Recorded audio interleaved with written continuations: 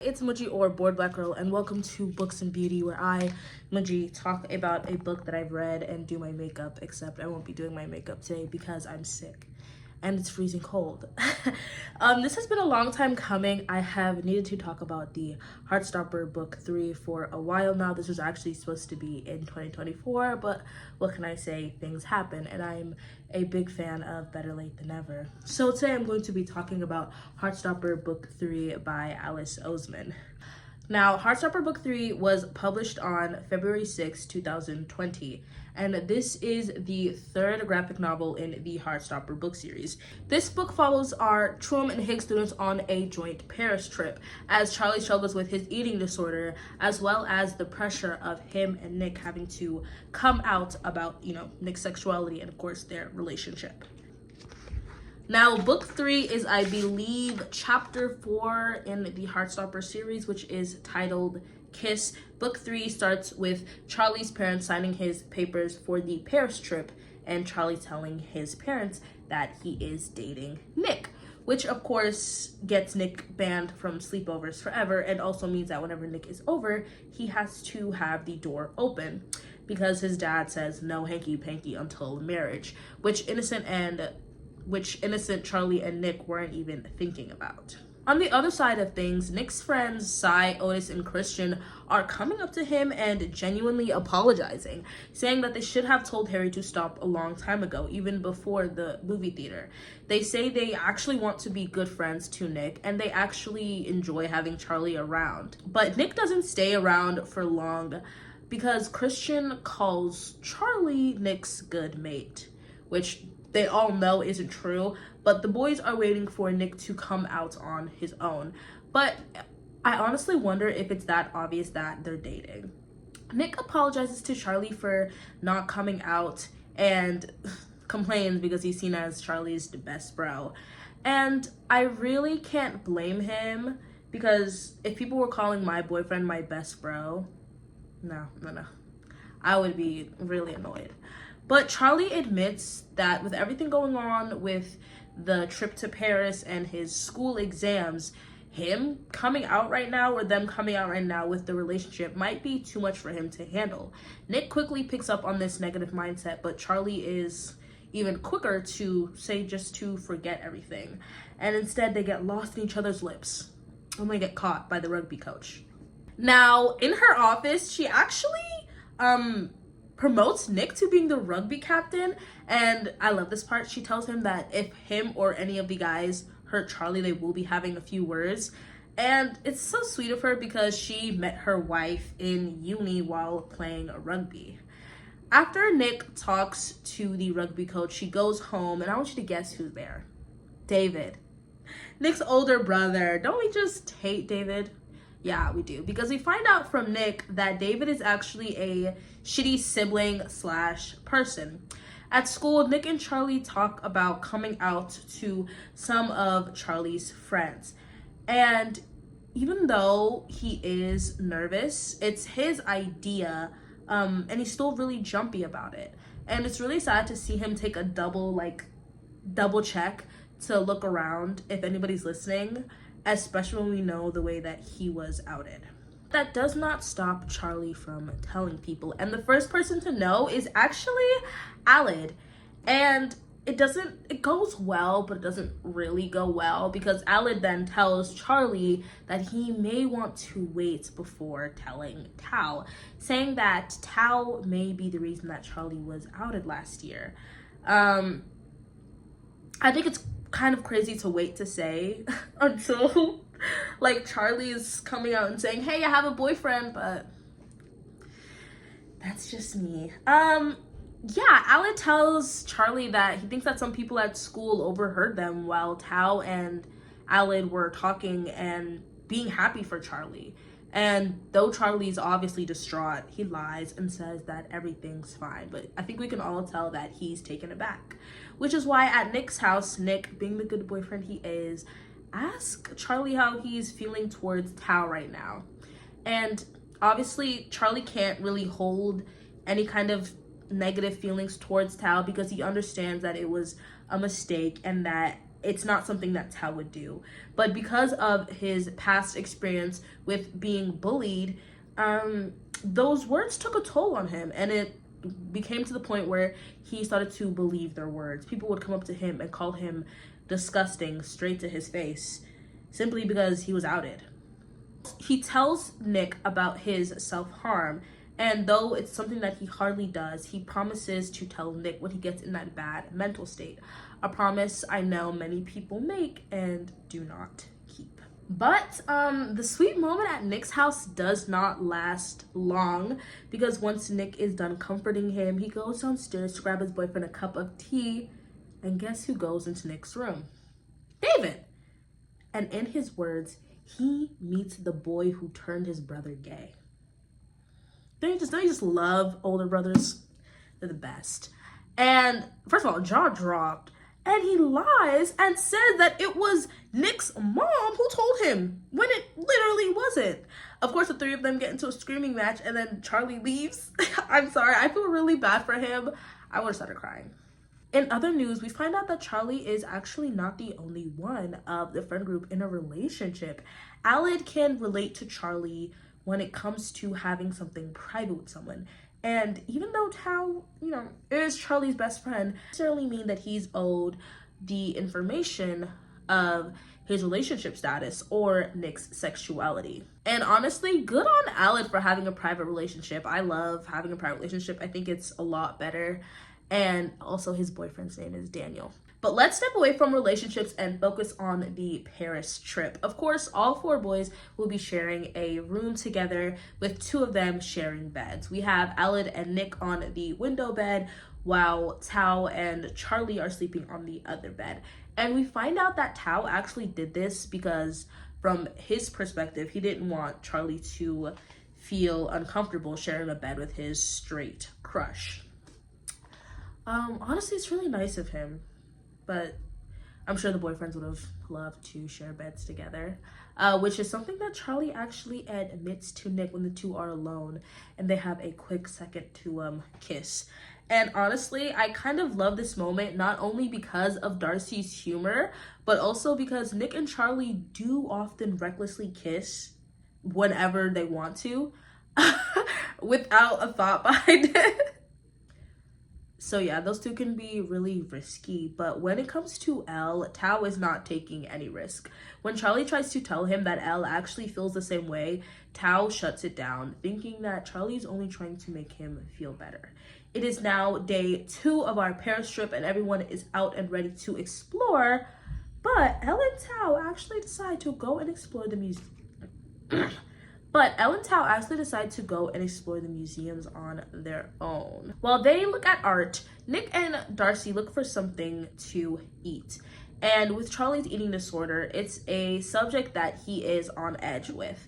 And I really like the realism when it came to Charlie's response to Nick when he was asking him about if he'd eaten. I think it was realistic because Charlie not eating would have made him more irritable, especially being in the sun. He would have been upset. And to him, Nick's concern most likely felt kind of like a personal attack. And I'm happy that we got to see that side of Charlie. We also see Nick ask Alid if he's noticed Charlie's eating habits, and I think Nick is the only one who's really noticed. I can't lie, if my boyfriend asks my friends about my eating habits, I really don't know how I feel about that. Even if it is coming from a place of concern, I would be kind of like questioning that. Though Alid did not have much advice for Nick, Tara actually has some advice for Charlie. The two sit and talk about their relationships, and Tara tells Charlie that the best thing to do when it comes to coming out or being in a private relationship is to kind of be with each other and just let things happen naturally. And I honestly can't agree. I think that the coming out has definitely overstressed them and their relationship, considering that they've only been together for 3 months. Like, you guys can live a little bit in peace first. But I won't lie, you can't have a private relationship and then pop out with the hickey at 15 in Paris, sharing a hotel room with your boyfriend on a school trip. And honestly, I can't blame the people that were talking about the hickey. Do I think it's okay to be rude and homophobic towards Charlie? No, absolutely not. But oddly enough, Harry actually ends up standing up for Charlie when somebody mentions, or I guess makes fun of him for the hickey. And I wonder if it's because he's feeling guilty because he's mean and a bully, or if it's because he was punched in the face by Nick. Now, this date in Paris is a truly eventful one because it starts with a few things. It starts with Charlie telling Tao that he's been dating Nick for 3 months. 3 months is kind of crazy to me to not tell your friend, but in the situation, it's completely understandable. And I can't lie, if I was Tao, I would feel like I had outed my friend too. Obviously he knows that he didn't, but I would still feel hurt. But let's cut to Elle and Tao, who are kissing in the Louvre. Down the back, but who cares?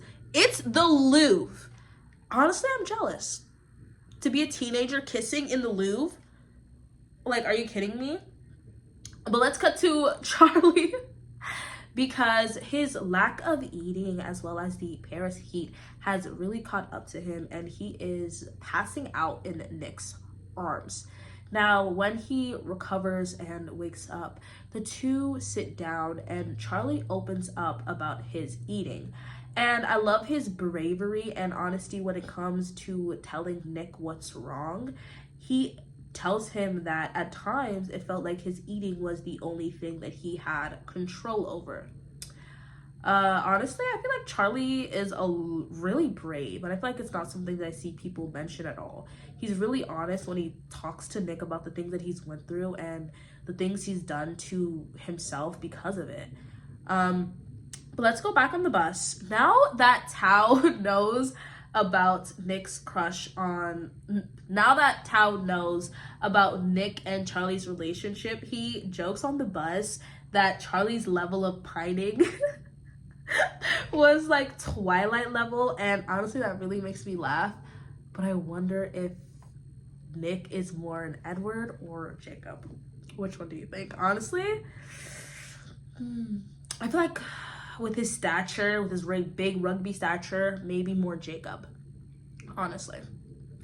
But back at the hotel, I don't know why Tao didn't think of this earlier, but it's a genius idea, honestly. He thinks that why not just cover up Charlie's hickey with makeup from the girls, which should have been the very first thought. But to end the Paris trip off with a bang, Darcy throws Tara a hotel birthday party. And I'm not sure how, but I only realized like recently that the reason Darcy calls Tara Jonesy is because of her last name. I don't know why that took me a second, but it did. As I mentioned earlier, Harry is trying to turn over a new leaf with everyone, allegedly. But at Tara's birthday party, Charlie is having none of it. He stands up to Harry and shuts him down because he does not owe him an apology, and he does not have to forgive him simply because Harry has seen the era of his ways, which he hasn't. He just honestly wants to party. Let's be honest. But that isn't the only thing that is making Charlie feel courageous. At the party, everyone is naturally asking him about the hickey, and they decide that it's time to tell the truth. And they come out, not only as a couple, but with Nick as bisexual.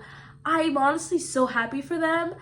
I wouldn't have done that. I would have lied my ass off. I would have lied. You're not gonna come up on my Paris trip and question me about my hickey. Worry about the fact that you don't got one. Anyways, now we are on our final few pages, and we see that everyone is back home. And we see two very different searches on our Nick and Charlie's phones. Charlie's being how to tell that you're in love with someone, and Nick's being eating disorders. And that is the end of Heartstopper book 3. That was a lot. Honestly, I feel like making this video has kind of made me appreciate the book a little bit more, honestly. But I think it's time for me to read my reviews on this book. Now, for romance, I gave it a 4 out of 5. For story, I gave it a 4 out of 5. And for experience, I gave it a 5 out of 5. Though this book is halfway to 400 pages, it felt like a sweet short read. Though I was expecting more from Paris, I wouldn't say this book disappointed me. Charlie's honesty and transparency when it came to his eating disorder and Harry was unexpected to me, but it was refreshing to see. At times, I wanted to see more of the other couples outside of Nick and Charlie. Definitely did, like Alan and Daniel, or Tara and Darcy. But one thing I did really, or Ellen Tao, ugh. But one thing I did really like about Nick and Charlie is how careless / reckless they are with affection. Though I don't approve of kissing in school, I am happy that the two get to be young and in love in Paris. And honestly, originally I was kind of like, why are they kissing so much? Why are they kissing everywhere? But honestly, more power to them. I think that they deserve to kiss everywhere. Maybe not in school, but it's not the locker room. We won't talk about that. But honestly, I really liked reading this book. Though it is like a bigger book than the first two, it did not feel as long as the other ones. And I really liked the animations when it came to like the giggling or the whispering and even the drawings when Charlie was passing out. So I think this book gave me more of an appreciation for the actual, what's it called? The graphics, right? It's a graphic novel. Hopefully that makes sense. The graphic element of the graphic novel minus the novel element. Though I definitely did want to see more of the other couples like Tao and Elle, especially Alan, because as we know, he's not a character in the TV show. And I didn't even know that he had a boyfriend until I read this book.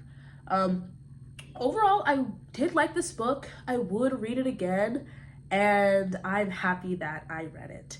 Thank you so much for watching this video. If you are interested in any more of my Heartstopper reviews, I have rated all up until this book so far, and you can check those all down below in the description, as well as you can check my YouTube channel out for videos that I do on the Heartstopper TV show.